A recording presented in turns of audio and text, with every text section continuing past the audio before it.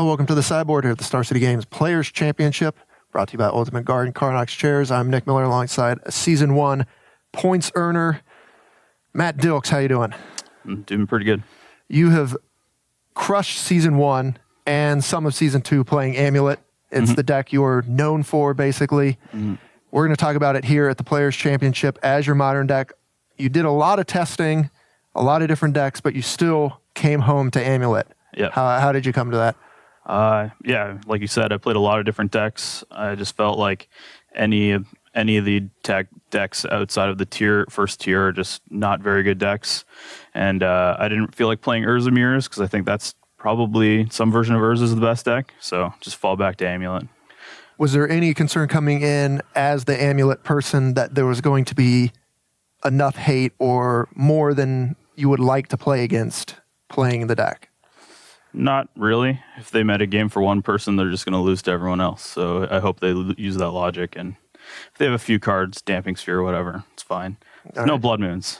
I'm just hoping for no Blood Moons. All right, we'll jump into it here. Amulet Titan. Titan is the name of the game. We have that front and center. This does a ton with your deck outside of Amulet. This is kind of what it's all about.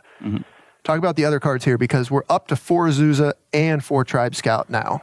Yeah, I mean, I've never cut an Azusa in this iteration of the deck. Secure Tribe Scout is the best ramp creature to play on turn 1, but Azusa is the probably most powerful creature when you combine it with an Amulet and play it on turn 2. They're both just super important to the deck. You need your ramp creatures to power out your Titan ahead of schedule. All right, we'll see Amulet on the next page here. This is the other card that makes your deck work effectively. Yep. Ancient Stirrings and 2 Oko here. Now, these 2 cards, we've seen these. These don't go anywhere in Amulet. What about Oko, though? This is a card we've seen vary from sideboards, and now it's in your main deck. Yeah, so Oko's kind of taken the kind of Rexage slot / Walking Ballista. It's kind of one flex slot you have in your deck. I didn't want to lose the utility of being able to deal with an Ensnaring Bridge and tutored by Karn the Great Creator in game 1. And also Oko is just like an objectively powerful card. It deals with that problem, and also it cleans up cards like Meddling Mage, Shrink's Death Shadow, just all the decks that I expected the players to play at this tournament. Okay, we'll get on to the next slide here. Once Upon a Time, this is the other new addition to this deck. 4 copies, so this is going hand in hand with your 4 Ancient Stirrings. You have all of the dig and all of the, cantrips to find your action here. Gets everything but Amulet, basically. Yeah, I mean, it doesn't get Amulet, doesn't get the few spells that are in the deck, 2 of which you see on the screen here. But just adds to the consistency of the deck. 2 mana isn't a steep cost if you ever have to hard cast it. So, it just was a huge upgrade to the deck once it was printed. Does the deck function any differently, or do you have any different play patterns now that you have Once Upon a Time, or is it just basically an upgrade? It's just an upgrade to add to consistency. I never look at an opening hand with a Once Upon a Time and think, oh, I have to hit X card with Once Upon a Time. I basically evaluate every opening hand without the Once Upon a Time in it, and Once Upon a Time is just like an extra card to help smooth out your draw. Okay. Then we have Summoner's Pact to go along with your one of the Blue Pact, of course, but 4 here, you're finding Titan, you're finding your sideboard creatures, that kind of thing. You're finding any, other things. This is never going anywhere from this deck as well. How did you determine the other cards outside of the Green Pact, basically the Blue Pact and the other extra cards in your deck? Because sometimes you have like a Rexage or another card floating around in this deck to tutor up. Yeah, so Walking Ballista has mostly left the deck. It was kind of a card that you just had as a flexible card that could deal with removal, fireball control decks, stuff like that. We've since moved away with the addition of Field of the Dead. You don't really need that to beat control decks. Pact Negation is kind of a stock card. It's just a tutor target that lets you just end the game immediately once you you get your first Titan online, you get a pack negation, the game's over. Engineering Explosives is just like a kind of a catch-all answer. Gets basically everything you would need to blow up with it, except for if there's a Karn the Great creator involved. And then Oko Thief of Crowns kind of taking the Rexage spot, which I would play in an open field, but I decided to go with a little bit more powerful card, even though you can't tutor it. Sure. All right, so we'll go through some of the lands here because we've seen them before. Obviously, you have the Boros Garrison on the front page there. That combos with Slayer Stronghold and all that when you do the initial Titan stuff. We'll talk about some of the utility lands, though, outside of all the crazy combo stuff. Yep. You've opted for 1 Cavern and 2 Castle Garen Break here. Talk about those inclusions. Cavern of Souls is kind of... is also kind of a stock inclusion, you know, like a lot, like it just answering any sort of counterspell deck that you could run into. It's a 5-color land for all your ramp creatures in a pinch, and yeah, you just have to make sure your Titan resolves, because if Titan resolves, the game is mostly over in any matchup. What about the Castle here? We saw this very big in the team open win that you used this deck with. Yeah, Castle of Garenbrig. It was the second inclusion along with Once Upon a Time. It kind of just fills a lot of different roles in a way that I'm comfortable with skewing the mana away from any additional splash colors to play it. It's a kind of like a free ramp creature in a lot of spots. I don't know. It just does a lot of powerful things, gets your Titan into play ahead of schedule. Okay.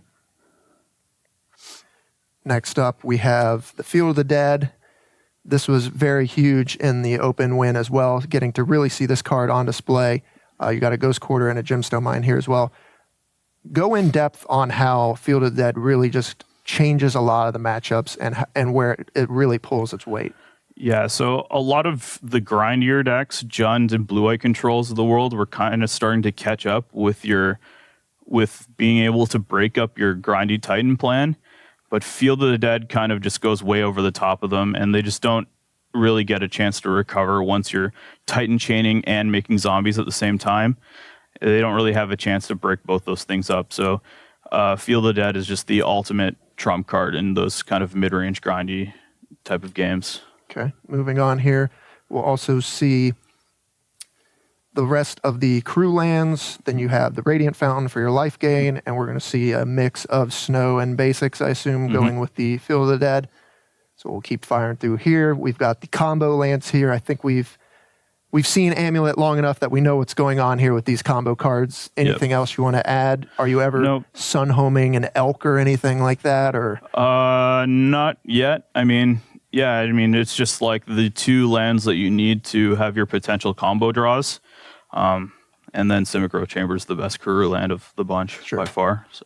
All right, and we've got Asuba here copying whatever you need. Your Teleria West is your tutor, your forests. We'll keep going here. And a snow-covered forest. Jump into the sideboard. You're big on Choke this weekend. It's in your Legacy deck and your Modern sideboard deck.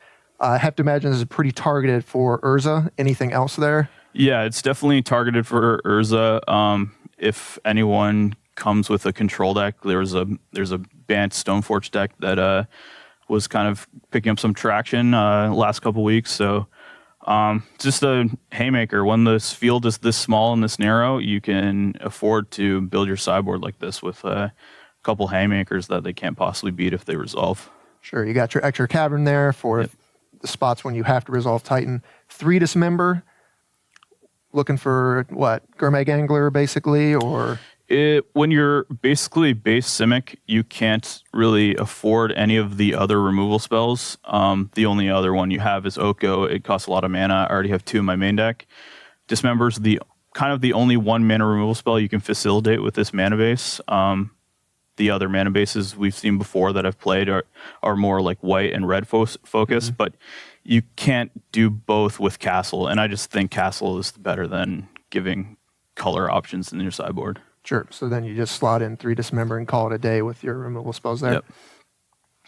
Extra copies of EE here. We have another Ghost Quarter, Force of Vigor. This is stuff that shuts you down, like Damping Sphere, Snaring Bridge, things like that. Yeah, just kind of any kind of enchantment or artifacts, like Karn the Great Creator decks, Blood Moon if someone brings it, just kind of a catch-all, really powerful card. It's not even a 2-for-1 if you have to pitch cast it. It's gonna blow up 2 things or 1 really important thing. So yeah, I don't leave home with that 1 at least. All right, we'll see if there's anything else. We've got your other Summoners Pack targets here with Tireless Tracker and Rex Sage. Then we have Mystical Dispute as well. 3 copies here. This mainly for Urza too. Yeah, I mean, I've chosen to target my counter spells in my sideboard towards Urza. Usually you see like anything varying from Spell Pierce, Negate, Disdainful Stroke. But this one, in a pinch, maybe I can counter like Karn Liberated, but it is definitely targeted to counter Urza and Oko. Okay, talk about your prep for this event now that we've seen all the cards. How did you prepare and what did you exactly expect in the modern meta? I mean, I just played a lot of decks that I just don't normally play because I've played a lot of Urza and I've played a lot of Amulet. I expected the field to be Urza-based with some people playing Death Shadow or humans and maybe like a smattering of Tron, but definitely Urza-based and yeah, that's pretty much it. No like Juns or anything like that. All right, well, you're at the Players' Championship. How you feeling the day before the event? I mean, I'm just mostly just playing the decks I'm comfortable with and the decks I've won with the entire year. So I'm feeling pretty good, just running it with my Amulets and my Dark Depths. All right, you've played them all year. People have had trouble beating you with them. We'll see if that continues. For Matt Dilks, I'm Nick Miller. Stay tuned to Star City Games all week long for the action here in Roanoke.